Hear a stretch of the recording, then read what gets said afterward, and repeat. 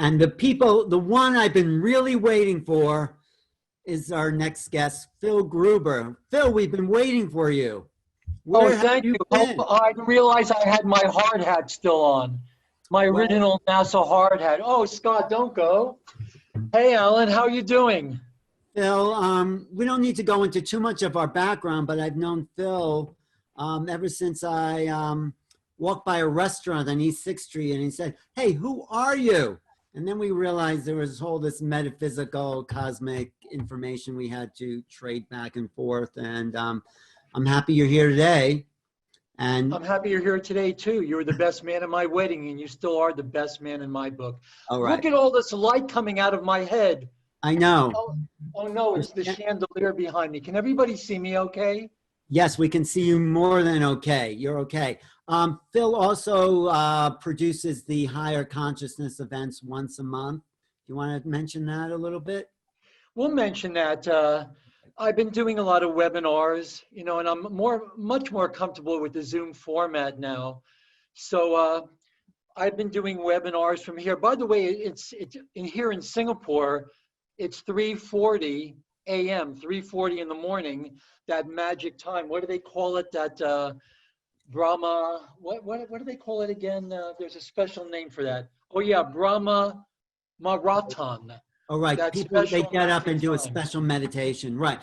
But let's talk about your work in particular, because you've really broken down the contact experience. I mean, Grant was great. Did you hear my conversation with Grant Cameron?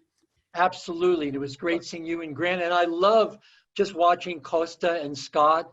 Just really amazing, amazing conversation there. It's been just incredible.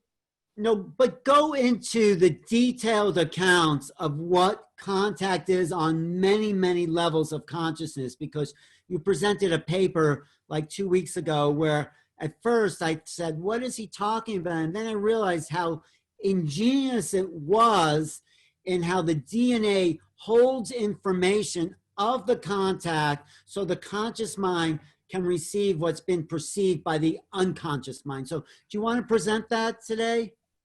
Sure. Ultimately, everything is about the DNA. Ultimately, everything is filtered through the DNA. Contact is always happening. You know, our higher selves are always in contact with us. It's to the extent that we can process, we can translate and transduce that consciousness, okay, of ourselves in the higher dimensions, in the higher harmonic universes. And it's all ultimately about the DNA. And I will tell you, for clear contact to happen, and if you want, I'd like to talk maybe a little bit later about the differences between channeling, conscious channeling, trance channeling, symbol code implantation, and telepathy, I think, like we did a couple of weeks ago, because I think a lot of this contact is coming through channeling. And for people to really understand the channeling experience, I think there's a lot of levels of detail that need to be understood. But ultimately, as you said before, everything is ultimately filtered through the DNA. DNA is like the universal translators and the transducers. Right. I just want to do a brief introduction because I don't think I really did introduce you, because Phil Gruber, my friend, former roommate. First of all, I want to say you inspired me to go out there on the circuit and start lecturing. I said, Phil, how do you do it? And you said to me, you just open your mouth and start talking about everything you know and studied. It just starts to come through you, and it's sort of beyond the preparing and thinking. You just let yourself be a vehicle, and you inspired me to do that. So thank you. Otherwise, I probably wouldn't be here talking to you. But you are a metaphysician, so you look at the contact experience in terms of multiple dimensions. And when people say multiple dimensionality, there is a prerequisite for that. And that was the study of what Blavatsky and other people brought in as occult knowledge. But we don't have to call it occult anymore. It's really levels and levels of consciousness. So, but you're an occult metaphysician, basically, and you reference things through those levels of the unseen, let's just call it that. And you're a historian too, so you know, you also left me your library, thank you, the Fontanelli cathedral work and all that. Yeah. So there is a prerequisite that Phil's in touch with for studying multidimensionality. It's not just something someone invented in the last 10 years. It's been around for centuries, for eons, and now we're languaging it in terms of popular culture. So Phil, go into the study of the DNA, the activations, the metaphysical understanding Yeah, of who we are. I think it's an aspect of, there's the larger disclosure movement Yeah. where we're getting experiencers, abductees, contactees. There's another aspect of the disclosure experience, or what we call disclosure, where we are really learning now more of the mechanics of how these things happen. We're learning more. The information is here about our true history, our purpose for being here, the purpose for our creation. And I think this contact movement and the experiencer movement, there are reasons that people are chosen for contact. There are reasons that certain people are being contacted. And contact is coming in many forms, like I said. For some people, it's channeling. It could be conscious channeling, where there is no disassociative state. In a full trance channeling, there is a full disassociative state. In true conscious channeling, there is no separate. There is no what do you call it? A disconnect.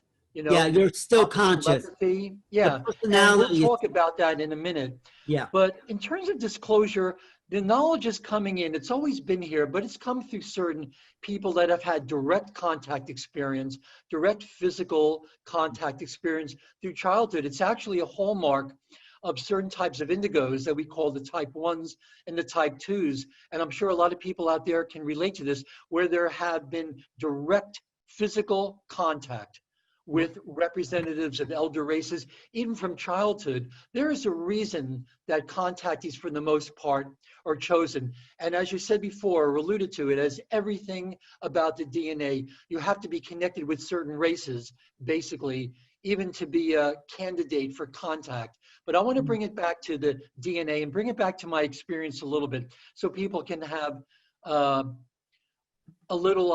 idea of where I'm coming from. Wait, can I just interrupt? Can you throw in there, when you go through it, the apparitions, the Mary apparitions that happen worldwide? Because I think they're another form of that. So go ahead. I was just wanted No, to exactly. I'll talk about anything you want to talk about. I'll talk about the Mary apparitions and the visitations. Go into what you were going to say, and then we'll throw that in later.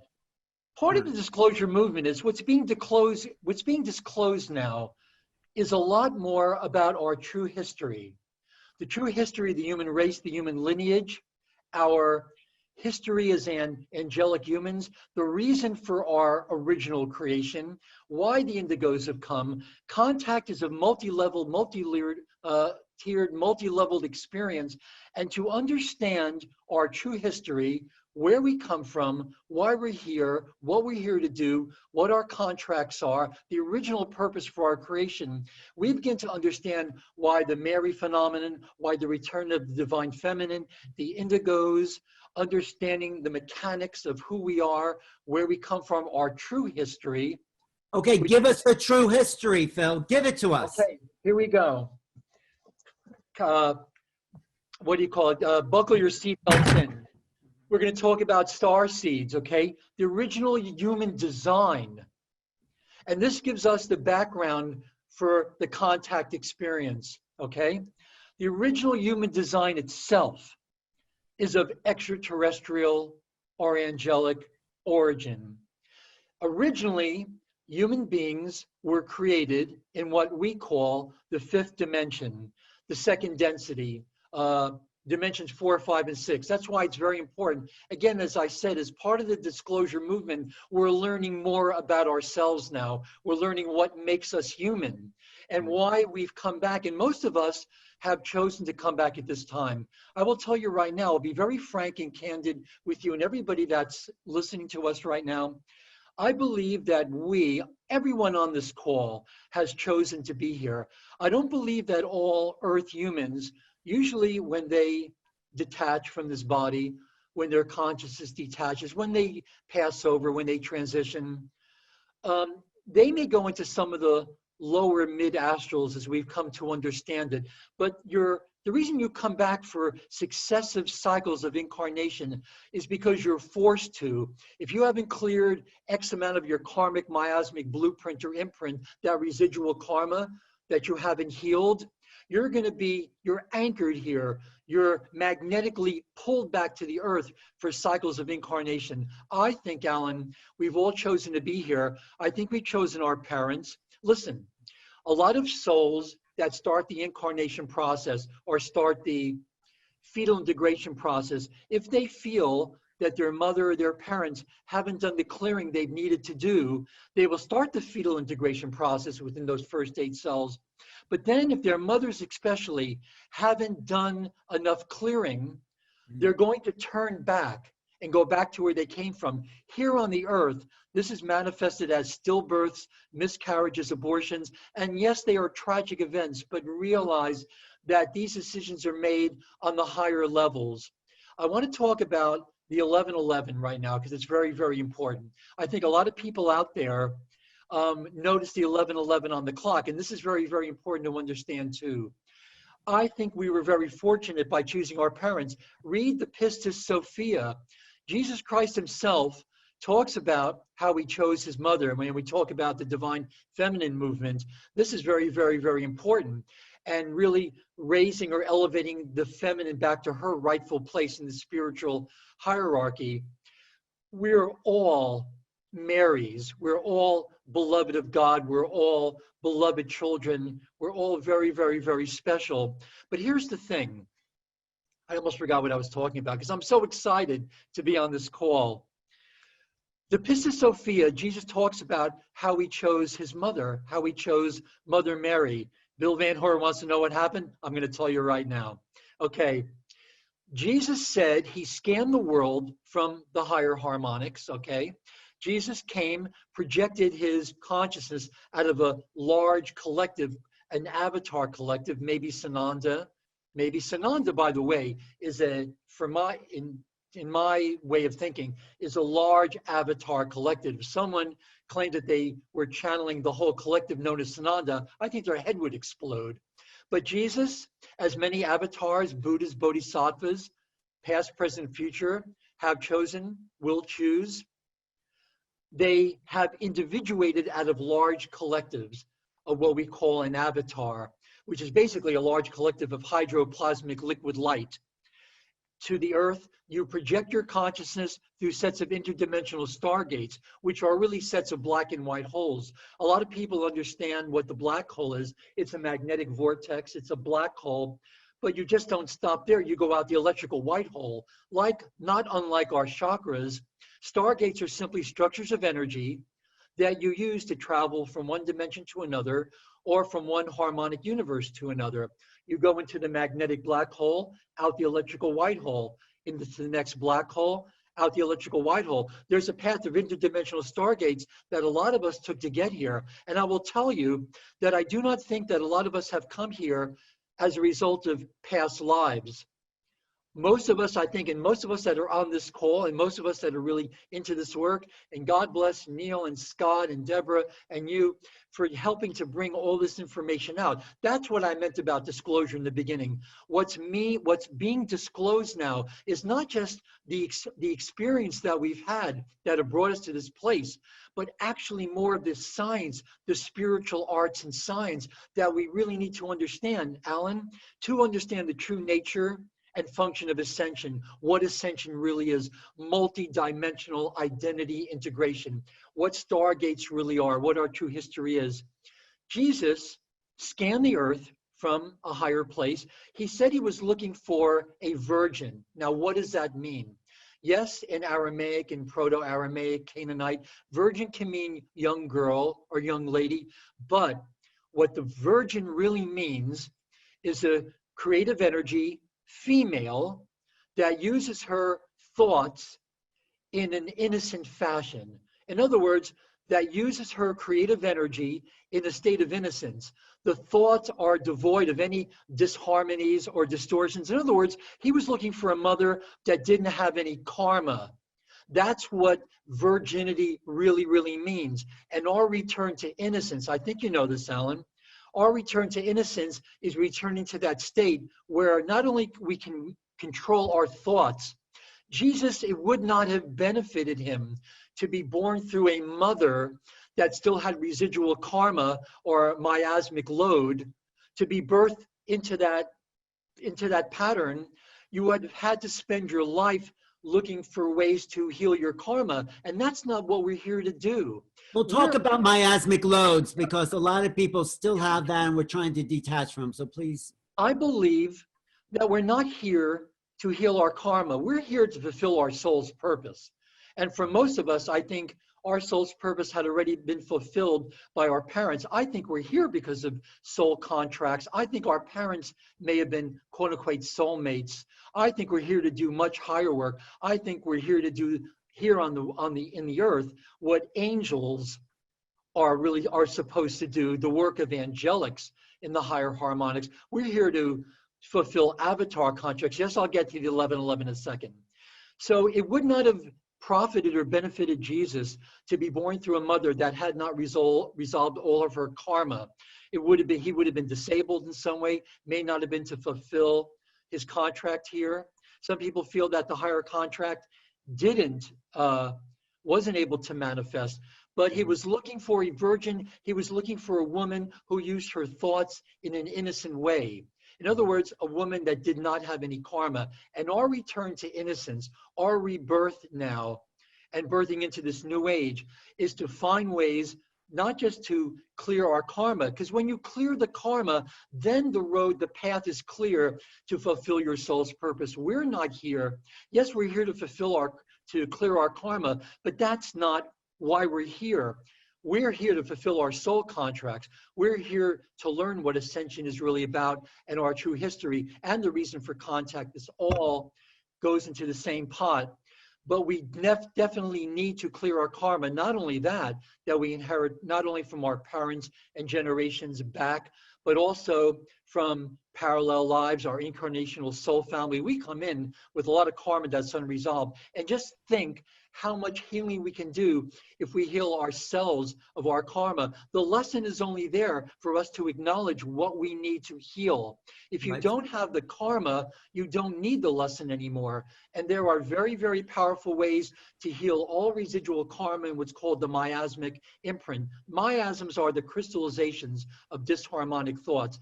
And those crystallizations, all thoughts will crystallize as the DNA or in the DNA. DNA is really a crystallization of thought forms, and we are the hologram projected by our thoughts, by our DNA. If you have distortions in the DNA, and I know this is what you wanted to get into, but if you have distortions in your DNA as the transducers and translators as they are, you're not going to get the information clearly, okay? You have the double helix here. You have an electrical and magnetic helix. You have 12, you have magnetic code, you have base codes, acceleration codes. We don't have to get into that now, but we will get into that in the next contact webinar. Right. But when the helix, the shape of the helix is distorted, you're not going to have the nucleotide base pairs. I know this is seeming going really fast, but everybody's— No, it's okay. We'll have to watch it a couple of times. Go ahead, keep going, and get to the 11:11 too. Okay. You have the nucleotide base pairs. You know, those ladder rungs in the oh, now I'm slowing down. This is good. The ladder rungs in the DNA are hydrogen bonds. Me and Alan love this.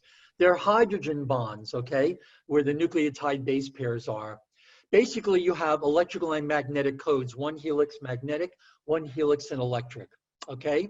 Electric and magnetic, magnetic and electric, electric, magnetic, magnetic and electric. That's very, very good. But with karma, karma ultimately manifests as sort of black crystallizations in the DNA, which distorts the shape of the helix. Because a lot of the ascension process is the DNA strands coming together, helixes coming together, and DNA strands coming together, creating that fusion and that creation of this unbelievably beautiful blue photonic light that accelerates the oscillation rate, that speeds up the oscillation rate of all the particles in the body, moving us from carbon to carbon silica to liquid light to living light. It distorts the shape of the helix. So now instead of electrical and magnetic, magnetic and electric, you have magnetic and magnetic, electrical and electrical, and now the helixes can't come together. There's polarization now, okay? When the strands and the helixes and the strands are meant to come together, okay? Now, here's where it happens. The hydrogen bonds, those ladder rungs in the DNA, they're red. They present in the red spectrum. So if you want to have the true exodus, if you want to escape the bondage of Egypt or the bondage of our three-dimensional electromagnetic bodies, biological bodies, you have to do what? For the helixes to come together, there's breaks in the hydrogen bonds where the helixes come together. You have to part the Red Sea. You see, when you part the Red Sea and part the hydrogen bonds, the helixes come together, then the strands can come together, the fire codes can be released. There are levels and levels of this information that are absolutely stunning. Now, the 1111. I believe that most of us, certainly most of us on this call, have not come here because of past lives. Past lives, I think we confuse past lives with our incarnational or soul family, but I think a lot of us have come, well, I think all of us have come from the future. What a lot of people don't realize is that the higher dimensions to our perception here, what happens in the higher dimensions happens in the future. The angelics are our future selves. We are the past lives of our future selves. When angels have past life therapy, it's us they're contacting. The angels are our future. Heaven is the earth's future. Those of us that can make it here, yes, the future is paradise. Those of us that can make it here, I'll explain what happens in a second, but I think a lot of us have come from the 11th dimension. Here it is, the 1111. The 11th dimension, the 10th, 11th, and 12th dimensions are what we call in harmonic universe 4.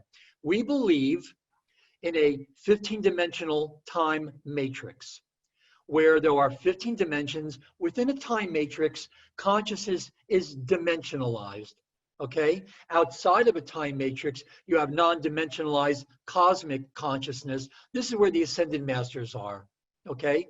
Where there are cosmic seas of non-audible vibrational sound. But when you come into light, and where light language starts, is in the 15-dimensional time matrix. You have 5 harmonic universes, each composed of 3 dimensions: 1, 2, 3, 4, 5, 6, 7, 8, 9, 10, 11, 12, 13, and 14, and 15. 5 distinct but interconnected harmonic universes, each composed of 3 dimensions. The 11th dimension is in harmonic universe 4, which is 10th, 11th, and 12th dimension. These are dimensions of liquid light. They're pre-matter liquid light. It's pre-matter hydroplasmic liquid light. The true biologies, if you can call it, of the, yes, plasma. We're starting to understand, even conventional physics now is understanding what plasma is, but the dimensions where the avatars are stationed and the avatar parts of us realize that we have parts of ourselves in all these dimensions, in all these harmonic universes. The 10th, 11th, and 12th dimensions are dimensions of pre-matter hydroplasmic liquid light. The true biology of the avatars, the Christ avatars, the Buddhas, Bodhisattvas, is actually liquid light.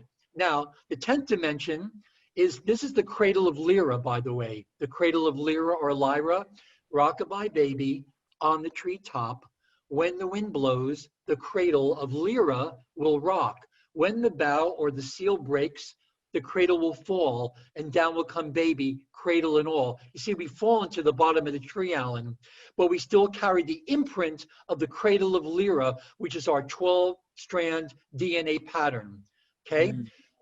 10th dimension is Lyra Vega, which is interesting because in the movie Contact with Jodie Foster, she goes and visits the vegans there, not to be confused with vegans.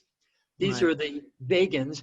11th dimensional Lyra is a place, a planet that used to be called Avion, A-V-E-Y-O-N. Now we know this place is Avalon. This is the true Camelot. 11th dimensional Lyra, Avion, or Avalon. And in the Bible, these dimensions are called the rivers or seas of crystal because they knew there was crystal silica. It's pure liquid silica is what it is. Now, 11th dimensional Lyra Vega, 12th dimensional, I think it's a place called Aramatena, but we don't have to get into that. I'll talk how we break the bonds in a minute. And what the most powerful healing that I know is, I think that a lot of us that see the 1111 on the clock, we started this incarnational journey not from the past, but from the future, okay? We individuated out of avatar collectives. In other words, we started from avatar collectives. And we willed our consciousness to pass through all these interdimensional stargates to get here. So that's the first 11, is Lyra, Avalon, true Camelot, okay? The lowering of vibration was the first. So we started from ascension in a sense, and we're lowered ourselves into form from the 11th plane. Yeah, those of us that are in this specific incarnational journey, not from the past, we've come from the future, okay? And every time we're able to come here, we bring more of the future to bear here. We're here to bridge heaven and earth, earth's past and earth's future. Now, to get into incarnation on this planet, from wherever you've come from, higher dimensional star systems, it's important to understand that the Pleiades, Sirius, Orion, Andromeda, they exist within our three-dimensional time matrix here, our three-dimensional universe, but there are higher expressions of all these star systems. When people talk about the Pleiades, in my understanding, in my paradigm, we're talking about fifth dimension. Pleiades, fifth dimension, Sirius, sixth dimension. Contacts from the Pleiades are coming from the fifth dimension. Contacts from Sirius coming from the sixth dimension. Contacts from Arcturus, Arcturian intelligence, seventh dimension. Orion, Orionic consciousness, eighth dimension. Andromedan, ninth dimension. 10th, 11th, and 12th dimension, okay? That's coming from the Christ avatars, the Buddha, and the Bodhisattvas from the fourth harmonic universe. Remember, we cycle down from living light to liquid light. This is where light language begins, to pure etheric crystal consciousness, to semi-etheric, to carbon here. Now, I'm going really fast, I know. I'm going to slow down. I think you're planting seeds for people to just take in, maybe not understand, but plant the seeds of these higher octave thoughts, I would say. I think that, Neil, I think that you colluded to get me up at 3:40 in the morning. So I'd be in this exalted, elevated state now. That's right, because I don't usually see you in this state. That's right. Well, I don't know. We've lived together on and off. Well, keep going, because someone asked, is there any other way? So here we go. I want to finish the 1111. Yeah, go ahead, please. So we've come from the 11th dimension. To get into incarnation here on the earth, we have to pass through a huge stargate at Earth's core. This huge stargate at Earth's core is called the Halls of Amenti, the Flame of Amenti, the Gates of Paradise, St. Peter's Gate, the gates of heaven. And then you have to come through one of the Earth stargates that correspond to the interdimensional stargates before you go into start the process of fetal integration. So you've come from the 11th dimension, Lyra. I'll tell you how I know this in a minute. You go from Lyra, Avion, or Avalon through all these stargates, okay? You go through the Earth's core. This is really important understanding. You go through the Earth's core where you leave an imprint of your DNA. We'll get back to this in a minute. Everything begins to make sense. Then you go through one of the stargates that correspond to the 11th dimension. The 11th dimensional stargates on this planet, in my understanding, is the Vale of Pusey in England, in the UK, where a lot of the crop circles are. And I believe a lot of the crop circles are to expedite soul transit of souls into this planet. Some maybe not, but most of them, I think as Freddie understands, they will accelerate and facilitate travel through stargates. The Vale of Pusey in England, and in Ireland, a little island called the Isle of Eye. So you go from the 11th dimension, right? Lyra, Avion, through the stargates, through the Earth's core, either through the stargates that correspond to the 11th dimension in England or Ireland, and then you start the process of fetal integration. The reason why it's so important, you pass through Earth's core, you leave an imprint of your DNA. This is what I believe our greater mission is. We have that 12-strand DNA pattern. I think enough of us now, when Jesus incarnated here, when Mary Magdalene and all the Marys and all the Christ avatars and Buddhas and Bodhisattvas incarnated on this planet, they had to pass through the Earth's core also, and that interdimensional stargate, the fields of Amenti or the gates of paradise, and they left an imprint of their DNA. When enough of us, this is why the waves of indigos have come in. All the indigos had that 12-strand pattern, at least. That 12-strand pattern is the pattern of the original human race, the original Turanusian race, the original angelic human race. When enough of the indigos, and I think enough of us have been able to birth into this world and left an imprint of our 12-strand DNA, now all incoming souls have that 12-strand DNA pattern. It's not entirely activated, Alan. It's a potential that people can activate if they know how to do it. This is why when 1111 comes on the digital clock, we're coded with that 1111. This is my best interpretation and explanation of the 1111. And now I think people understand more about going through the Earth's core and leaving an imprint of your DNA. These waves of indigos, these most recent waves, the indigos have been coming in for hundreds of years. The psychics and clairvoyants began to notice them in the 70s because they had a DNA activation level where they could perceive those colors in the first place. They called them indigos, and now I think a lot of people don't know this, why we're called indigos in the first place. Yes, the children got noticed first because of their youth, their life force. The colors are more vital, more bright. But the reason the indigos, mainly the children, had that preponderance of indigo in their auras is because they had parts of the 6th strand activated. This is one of the keys. Each DNA strand is coded to process one dimension of consciousness. This is very important to understand. So if you're getting information from the 5th and 6th and higher dimensions, you've got to clear the karmic residue, especially out of the 1st, 2nd, and 3rd DNA strands, because ultimately it's going to be channeled through those 3 lower strands. This is why, especially people that channel light language. And remember, all of you out there, everything is light language. We're more used to the channels toning or singing or chanting, and realize that angelics are very, very much like us. Physiologically, biologically, their internal organs are a little bit different. Their heads are a little bit expanded this way or this way. And this is why a lot of people are getting cluster and migraine headaches, Alan, is because the cranial sutures here, they're made to separate our brains, our cranial vault, our skulls are meant to enlarge. If there's karmic residue or blocks in that natural evolutionary organic ascension process, they're not going to open and you're going to get headaches instead. Right, okay? Because as the pituitary pineal gland expands to get more light, those skull bones have to loosen up in order to... That's right. But you're getting so many questions. Is this path you're explaining, Avalon, going through the Earth's core, the only way to the 11th dimension? Is it something, or is it rather the way you recommend? No, listen, the way we came in is the way we go back.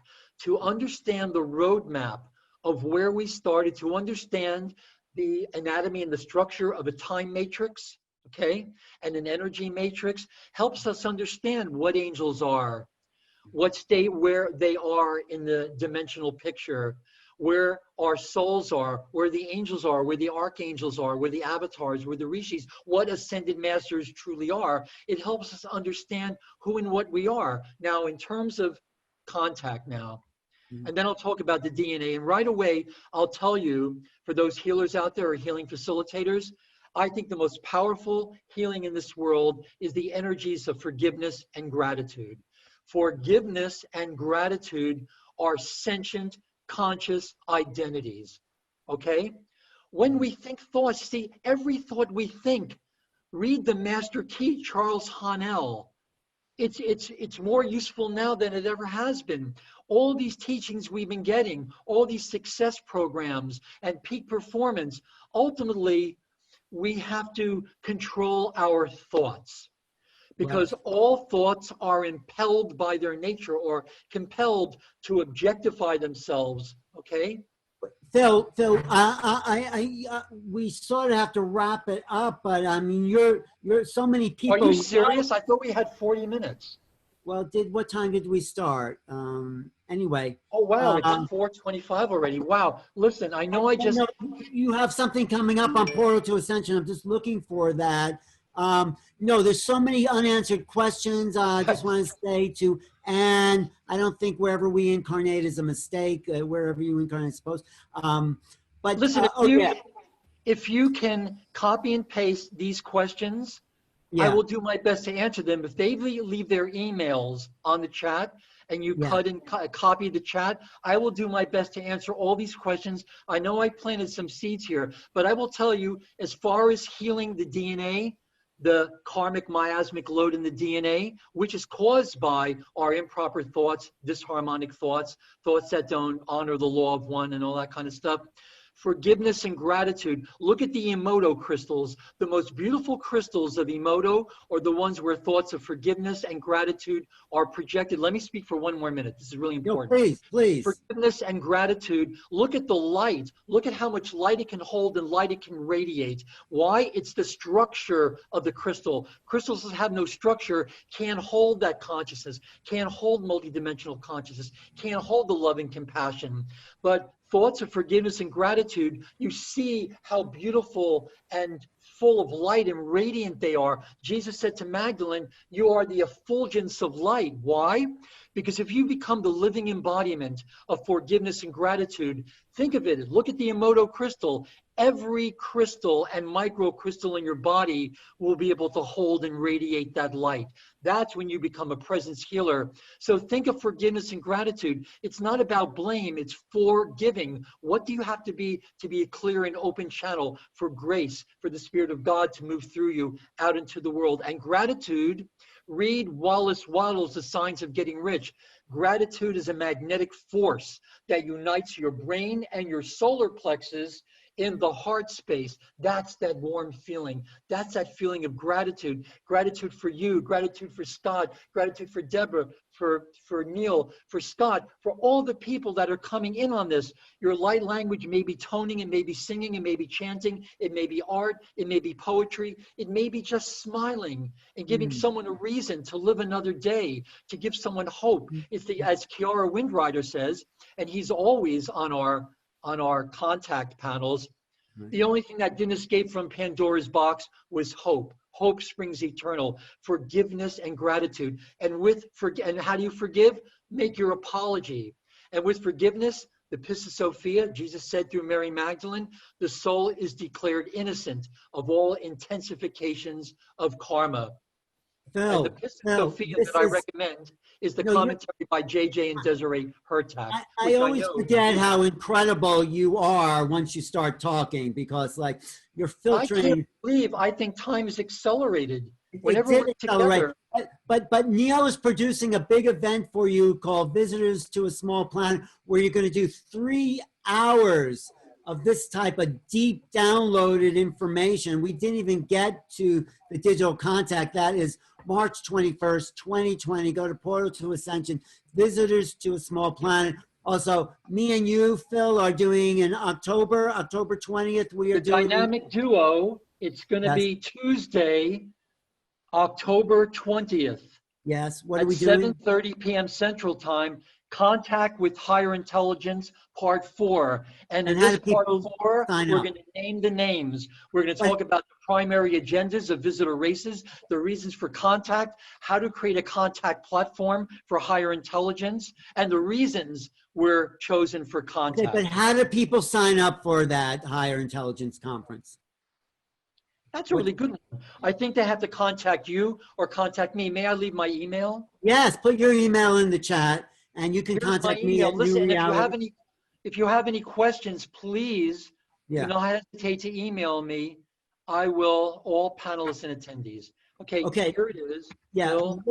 look for more of Phil's incredible downloaded information. It is This is my inspiring. email, everybody. Listen, you're doing me a service here because if I'm not doing this, I'm binge watching Netflix or Amazon. So Okay, with any questions, Phil we're going to Gruber, copy. 153 at Hotmail. We have to go to our next customer. Okay, Our next thank you so analyst. much, Neil. Thank you so much. These are our portals to Ascension.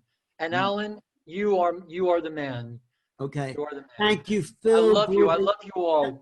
Thank you so much. I'm Phil, going back to sleep now. okay, you're incredible though. People are so inspired. Just look at the chat before you go to sleep and see how Okay. much people want this I will information. try to answer the questions, as many as I can. Leave your emails so I can answer the questions, or email me. Thank you Okay, so much. God bless each and every one of you. Thank you. thanks, Phil. Come back. Love to see you soon, and really keep doing the research because we need this information. You're taking us to the next dimension. So Thank thanks. you. Thank you. Thank you. Thank you.